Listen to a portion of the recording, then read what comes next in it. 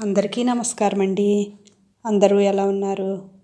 మనం అందరం బాగుండాలని కోరుకుంటూ మన లైఫ్ టేల్స్కి స్వాగతం చెబుదాం. ఈరోజు మన కథ నువ్వే నేను నేనే నువ్వు. సోమయ్యకి 25 సంవత్సరాలు నిండగానే ఉన్నట్టుండి లావెక్కడం ప్రారంభించాడు. అతడు ఎంత లావెక్కిపోయాడంటే జనాలు మనం ఏమైనా అంటే సోమయ్య పాపం ఏమనుకుంటాడో అనే అనుమానం కూడా లేకుండా అతడి ఎదుటే నవ్వడం మొదలుపెట్టారు. సోమయ్య వైద్యుడి దగ్గరికి వెళ్ళి తను లావు తగ్గే ఉపాయం ఏదైనా చెప్పమన్నాడు. రోజు 4 మైళ్ళ దూరం ఆగకుండా పరిగెత్తు, నెల రోజుల్లో సన్నబడిపోతావు అన్నాడు వైద్యుడు. 4 మైళ్ళ దూరం అంటే నలుగురు నడిచే బాటలోనే పరిగెత్తాలి. సోమయ్య ఒకరోజు అలాగే చేశాడు.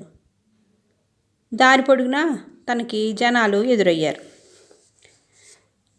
సోమయ్యను చూసి చాలామంది నవ్వుతూ ఉన్నారు. ఆ నవ్వే వాళ్ళల్లో ఒకడు సోమయ్యను ఎందుకు అలా పరిగెడుతున్నావు అని అడిగాడు. సోమయ్య సంగతి చెప్పాడు. మర్నాడు సోమయ్యకు నిన్నటి కంటే ఈరోజు దారి పొడవునా ఎక్కువ మంది జనం కనిపించారు. ఇది పని కాదనుకుని సోమయ్య తెల్లవారుజామునే లేచి పరిగెట్టాలి అనుకున్నాడు. ఒకరోజు అలాగే చేశాడు. ఒకరిద్దరు దారిలో కనిపించినా ఇదివరకు నవ్వేవాళ్ళు లాగా ఎక్కువ మంది కనిపించలేదు. కానీ తెల్లవారుజామున లేవడం మాత్రం సోమయ్యకి చాలా ఇబ్బందిగా తయారైంది. ఆ సమయంలోనే సోమయ్యకి గాఢంగా నిద్రపడుతుంది. సోమయ్య మళ్ళీ వైద్యుడి దగ్గరికి వెళ్ళి పరిగెట్టడం చాలా కష్టంగా ఉంది, అది నా వల్ల కాదు, ఇంకా సులభమైన ఉపాయం ఏదైనా ఉంటే చెప్పండి అని అడిగాడు. అదెంత భాగ్యం, ఆహారం మితంగా తీసుకో, రోజు 1 లోటా పాలు, మరొక లోటా పళ్ళ రసం, నిమ్మకాయ అంత మజ్జిగ అన్నం ఇలా తిన్నావంటే నీ లావు తగ్గిపోవటానికి 2 నెలలు చాలు అన్నాడు వైద్యుడు. సోమయ్య వైద్యుడు చెప్పినట్లే 2 రోజులు చేశాడు. ఆ 2 రోజులకే అతనికి ఎక్కడలేని నీరసం పట్టుకుంది. తిండి కోసం మొహమాచిపోయాడు. కొంత చిక్కిపోయిన మాట నిజం. అయితే సోమయ్య 3వ రోజున మామూలుగా భోజనం చేశాడు. తిరిగి మనిషి మామూలుగా లావైపోయాడు. సోమయ్య వెంటనే వైద్యుడి దగ్గరికి వెళ్ళి 2 రోజులు మితంగా తిన్నాను, బాగా చిక్కిపోయాను, 3వ రోజున ఆగలేక మామూలుగా భోజనం చేసేసాను, మళ్ళీ మామూలుగా లావెక్కిపోయాను, ఇలా అయితే ఎలా? పూర్తిగా చిక్కి అలాగే ఉండిపోవాలంటే ఎన్నాళ్ళు మితంగా తినాలి అని అడిగాడు. ఎన్నాళ్ళేమిటి, నువ్వు బ్రతికున్నన్నాళ్ళు ఇలాగే మితంగా తినాలి.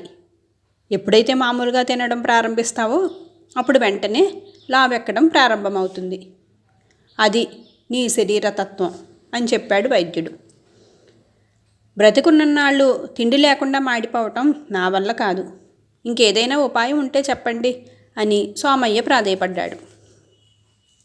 నా దగ్గర ఒక మందు ఉంది, అది వాడి చూడు అంటూ వైద్యుడు సోమయ్యకి 10 గుళికలు ఇచ్చి రోజుకు 1 చొప్పున ఉదయాన్నే వేసుకోమని చెప్పాడు. మర్నాడు సోమయ్య ఒక గుళిక మింగాడు.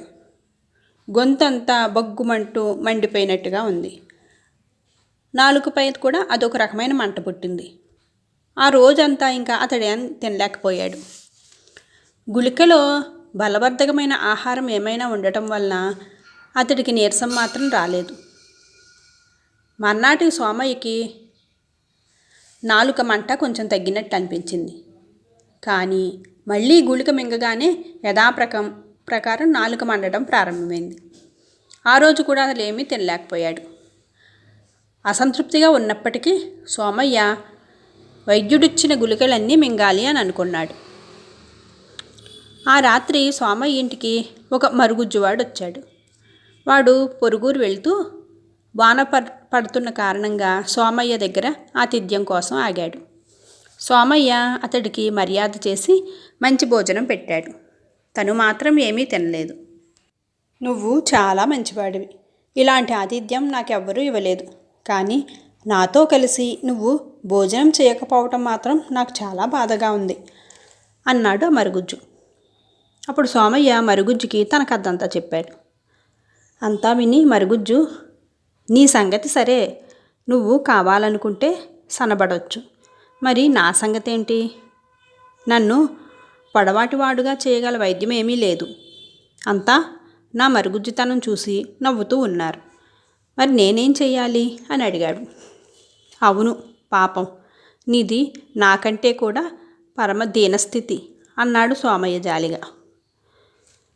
నువ్వనే పరమ దీనస్థితి నాది కాదు, నీది అన్నాడు మరుగుజ్జు. అదెలా అన్నాడు సోమయ్య ఆశ్చర్యంగా. నువ్వు లావుగా ఉండటం వల్ల నీకు వచ్చిన నష్టం ఏముంది? అన్ని పనులు బాగానే చేసుకోగలుగుతున్నావు. అయితే అందరూ నిన్ను చూసి నవ్వుతున్నారని సన్నబడాలి అని అనుకుంటున్నావు. అంటే నిన్ను చూసి నవ్వేవాళ్ల కోసం నువ్వు శ్రమపడాలి అని అనుకుంటున్నావు అన్నమాట. మరి నీది దీనస్థితి కాకపోతే మరేమిటి అన్నాడు మరుగుజ్జు. అయితే నిన్ను చూసి ఎవరైనా నవ్వితే నీకు బాధగా ఉండదా అని అడిగాడు సోమయ్య. మొహమాటం లేకుండా ఒక సంగతి చెప్పు. నా ఆకారం చూసి చాలామంది నవ్వుతారు. వాళ్లతో పాటు నువ్వు నవ్వుతావా లేదా అన్నాడు మరుగుజ్జు. సోమయ్య ఆ మాట నిజమేనని ఒప్పుకున్నాడు. అలాగే నీ ఆకారం చూసి నవ్వే వాళ్లతో నేను నవ్వుతాను, అవునా అన్నాడు మరుగుజ్జు. అంతే కదా మరి, నీ ఆకారం చూసి నాకు, నా ఆకారం చూసి నీకు నవ్వు రావడం సహజం అన్నాడు సోమయ్య. అది సంగతి. ఇప్పుడు మన సమస్యల పరిష్కారానికి ఎంత సులువైన మార్గం ఉందో చెబుతాను విను. ఎవరైనా నిన్ను చూసి నవ్వారనుకో, అప్పుడు నువ్వే నేననుకో. నన్ను చూసి ఎవరైనా నవ్వినప్పుడు నేను నువ్వనుకుంటాను. ఇంక బాధ ఏముంటుంది అన్నాడు మరుగుజ్జు నవ్వుతూ. మరుగుజ్జు మాటల్లో ఎంతో కొంత నిజం ఉన్నదే అని అనిపించింది సోమయ్యకి. ఆరోగ్యం బాగున్నప్పుడు ఎవరో చూసి నవ్వుతున్నారని మన శరీరాన్ని బాధ పెట్టుకోవడం ఎందుకు? ఆహార పానీయాల పట్ల ఉన్న ఇష్టాన్ని చంపుకోవడం ఎందుకు? సోమయ్య మరుగుజ్జుకి నమస్కరించి, నీకు ఆతిథ్యం ఇవ్వటం నాకు మేలే జరిగింది. నువ్వు మహాజ్ఞానిలా హితబోధ చేశావు. ఇంకా నాకు ఏ సమస్యలు లేవు అన్నాడు. ఆ తర్వాత సోమయ్య లావు తగ్గలేదు, కానీ అతన్ని చూసి నవ్వే జనం మాత్రం క్రమంగా తగ్గిపోయారు. ఎదుటివాడికి బాధ కలిగించలేనప్పుడు అలా నవ్వటం ఎవరికీ ఇష్టం ఉండదు కదా. వాళ్లకు వాళ్లే పిచ్చివాళ్లుగా మిగులుతారు. కథ సుఖాంతం. Thank you for watching guys. Friends, మన కథను లైక్ చేయండి. మీ సలహాలు సూచనలు కామెంట్ చేయండి. ఇంకా ఇలాంటి మరెన్నో మంచి కథల కోసం మన ఛానల్లోకి వెళ్ళి చూడండి. Thank you.